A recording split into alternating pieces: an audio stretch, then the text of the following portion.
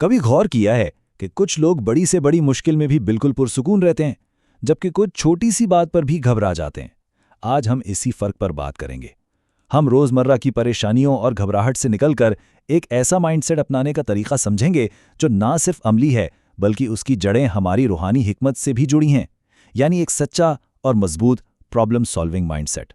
चलें जल्दी से देख लेते हैं कि आज हम किन चीज़ों का जायजा लेने वाले हैं। सबसे पहले हम समझेंगे कि प्रॉब्लम सॉल्विंग माइंडसेट दरअसल है क्या।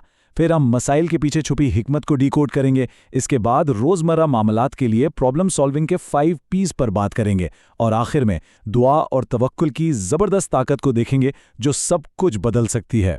तो आइए अपने पहले हिस्से की तरफ बढ़ते हैं।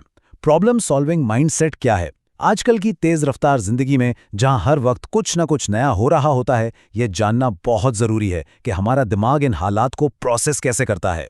अब जरा सोचिए, जब कोई मसला आता है तो हमारा फोकस कहाँ होता है? मसले पर या उसके हल पर? मिसाल के तौर पर आजकल ये कितना आम है कि गले में जरा सी खराश हुई नहीं और हमने फौरन इंटरनेट पर सर्च करना शुरू कर दिया, और कुछ ही देर में हम ये सोचकर बैठे होते हैं कि खुदा ना खास्ता कोई बहुत ही जानलेवा बीमारी लग गई है। होता है ना ऐसा? हम एक मामूली से इन्फेक्शन को अपने दिमाग में एक बहुत बड़ा बना लेते हैं। ये सब क्यों होता है? क्योंकि हमारी पूरी तवज्जो हल के बजाय खौफ पर अटक जाती है। इस स्लाइड में जो मवाजना है ना, वो कमाल का है। एक तरफ वो सोच है जिससे हम शिकायत और घबराहट का माइंडसेट कह सकते हैं, यानी हर वक्त शिकायत करना और खुद को मजलूम समझना कि ये मेरे साथ ही क्यों हुआ। और दूसरी तरफ है हमारा असल हदफ, प्रॉब्लम सॉल्विंग माइंडसेट। इस सोच का फोकस बिल्कुल सीधा होता है, जो होना था वो तो हो गया, अब आगे क्या करना है। सच पूछें तो अपना जाविया निगाह इस तरह बदल लेना ही किसी भी मुश्किल से निकलने का पहला और सबसे अहम कदम है। आगे बढ़ते हैं हिस्सा 2 की तरफ, मसाइल के पीछे छुपी हिकमत। इस माइंडसेट को वाकई अपने अंदर उतारने के लिए हमें एक गहरी रूहानी मिसाल की ज़रूरत है, और सूरतुल कहफ में हज़रत मूसा और हज़रत खिज़र अलैहिस्सलाम का जो वाक़या है वो हमें बिल्कुल परफेक्ट जाविया फराहम करता है। अब इस सफ़र के 3 बड़े वाक़यात को देखें। पहले एक सही सलामत कश्ती को जानबूझकर नुकसान पहुंचा दिया गया, फिर एक बज़ाहिर बेगुनाह लड़के की जान ले ली गई, और आखिर में एक ऐसे गांव में जाकर मुफ्त में दीवार बनाई गई जहां के लोगों ने उन्हें पानी तक पिलाने से इनकार कर दिया था। अगर हम सिर्फ अपनी आम इंसानी आंख से देखें तो ये सब सरासर नुकसान और गैर ज़रूरी ज़हमत ही लगता है ना। लेकिन ज़रा रुकिए, यहाँ जो लफ्ज़ इस्तेमाल हुआ है ज़की, जिसका मतलब है पाक, मासूम या ज़हीन, इस पर गौर करें। हमारी आंख सिर्फ इस ज़ाहिरी मासूमियत को देख रही है, राइट? लेकिन इलाही हिकमत वो इस पूरे मंजरनामे के उन पहलुओं और इस मुस्तकबिल को देख रही है जो हमारी नज़रों से मुकम्मल तौर पर गायब है। ये टेबल वाकई आंखें खोल देने वाला है। बज़ाहिर कश्ती का टूटना एक माली नुकसान था, मगर दरअसल वो गरीबों की रोज़ी को एक जालिम बादशाह के कब्जे से बचाने की ज़बरदस्त हिकमत अमली थी। लड़के का जाना बहुत बड़ा जानी नुकसान लग रहा था, लेकिन वो वालिदैन को मुस्तकबिल की बहुत बड़ी सरकशी और कुफ्र से बचाने का जरिया था। और वो दीवार जो बगैर पैसों के बनाई गई, वो दरअसल यतीम बच्चों के उस खजाने की हिफाजत थी जो उनके नेक बाप ने उनके लिए छोड़ा था। तो पॉइंट ये है कि जिंदगी में जो सख्तियां हमें तबाही लग रही होती हैं, वो अक्सर हमें किसी बहुत बड़े अनदेखे तूफान से बचाने के लिए ढाल का काम कर रही होती हैं।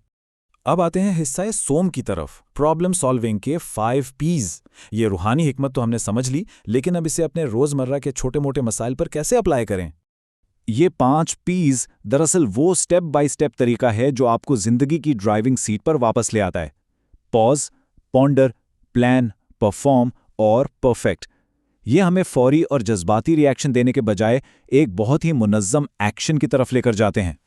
सबसे पहला कदम है पॉज, यानी थोड़ी देर के लिए रुक जाना। अब फर्ज करें आप फर्नीचर की दुकान से एक अलमारी लाए हैं। घर आकर देखा तो उसके दरवाजे भी गलत हैं और रंग भी वो नहीं जो आपने पसंद किया था। पहला रिएक्शन क्या होता है? शदीद गुस्सा। लेकिन चीखने चिल्लाने के बजाय अगर महज एक लम्हे का पॉज लिया जाए, लंबा सांस लिया जाए और अपनी नीयत चेक की जाए, तो यकीन माने जहनी दबाव वहीं आधा हो जाता है और असल गलती को ठीक करने का रास्ता नजर आने लगता है। फिर आता है गौर करने और मंसूबा बनाने का मरहला। किसी अक्लमंद ने क्या खूब कहा है कि एक वाज़ेह तौर पर बयान करदा मसला आधा हल हो चुका होता है। दिमाग में सोचों की खिचड़ी पकाने और ओवर थिंकिंग करने के बजाय कागज़ कलम उठाएं। जब इंसान अपने मसले को कागज़ पर लिखता है ना, तो वो उलझी हुई सोचें खुद ब खुद सुलझना शुरू हो जाती हैं। और इसका इतलाक हमारी रूटीन की ज़िंदगी पर कितना शानदार होता है। چاہے آپ کو اپنا شدید بکھرا ہوا کمرہ سمیٹنا ہو یا بچوں کے لیے ایسی گڑیا بنانی ہو جن کے چہرے کے خد و خال نہ ہو تاکہ ان کا اپنا تخیل پروان چڑھے، یا پھر بچوں کی ہوم سکولنگ کا ایک طویل اور مشکل سفر شروع کرنا ہو، ہر جگہ یہ خاکہ آپ کو ایک بہت پریکٹیکل حل دے گا۔ آخری سٹیپ ہے پرفیکٹ، یعنی حالات کے حساب سے بہتری لانا، اور اس میں سب سے اہم چیز ہے اپنے ساتھ ہمدردی، یعنی سیلف کمپیشن۔ دیکھیں، ہم سب انسان ہیں، کوئی مشینیں نہیں ہیں۔ اگر سب کچھ طے کرنے کے بعد بھی غصے میں آ کے بچے پر چیخنے کی غلطی ہو جائے تو اس پر خود کو مسلسل کوستے رہنا کوئی حل نہیں ہے۔ خود کو معاف کریں، بچے سے معذرت کریں اور اپنے پلان کو بہتر بنا لیں۔ قدرت نے ہم سے پرفیکشن کی ڈیمانڈ تو کی ہی نہیں، تو پھر ہم خود پر اتنی غیر ضروری سختی کیوں کریں؟ اب ہم اپنے آخری اور سب سے طاقتور حصے کی طرف آتے ہیں، حصہ چہارم، دعا اور توکل کی طاقت۔ ہم نے عملی اقدامات تو کر لیے، لیکن ہم جانتے ہیں کہ بہت سے معاملات ہمارے اختیار میں ہوتے ہی نہیں ہیں۔ یہاں ضرورت پڑتی ہے اس سب سے اعلیٰ طاقت پر بھروسہ کرنے کی۔ سچی بات تو یہ ہے کہ دعا دل کا سب سے بڑا روحانی ہتھیار ہے۔ مختلف پریشانیوں کے لیے کیسی زبردست اور مخصوص دعائیں موجود ہیں۔ جب کبھی آپ کو ایسا محسوس ہو کہ آپ کسی ایسے زہریلے ماحول یا حالات میں پھنس گئے ہیں جہاں سے نکلنے کا کوئی راستہ سجائی نہیں دے رہا، تو ذرا حضرت یونس علیہ السلام کی اس دعا کے بارے میں سوچیں جو انہوں نے مچھلی کے پیٹ کی اس گہری تاریکی میں پڑھی تھی۔ اس بات کا پختہ یقین رکھنا کہ الہی ذات ہمیں اس اندھیرے سے ضرور نکال لے گی، آدھی پریشانی کو تو ویسے ہی ختم کر دیتا ہے۔ تو سب سے اہم نقطہ یہ ہے کہ ہمیں زندگی کے ان چھوٹے موٹے مسائل اور تکلیف کو بس اتنی ہی اہمیت دینی چاہیے جتنی ان کی اوقات ہے۔ کیا واقعی دنیا کا کوئی غم ہمارے اصل اور حتمی روحانی مقصد پر حاوی ہو سکتا ہے؟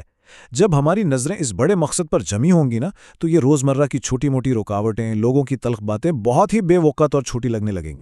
تو ان سب باتوں پر غور کرنے کے بعد اب ہمیں خود سے یہ سوال ضرور پوچھنا چاہیے، کیا ہم آنے والے روزمرہ چیلنجز اور دنیاوی مسائل کو اپنا دن خراب کرنے کی اجازت دیں گے، یا انہیں اپنی روحانی اور ذہنی ترقی کے لیے ایک زینے کے طور پر استعمال کریں گے؟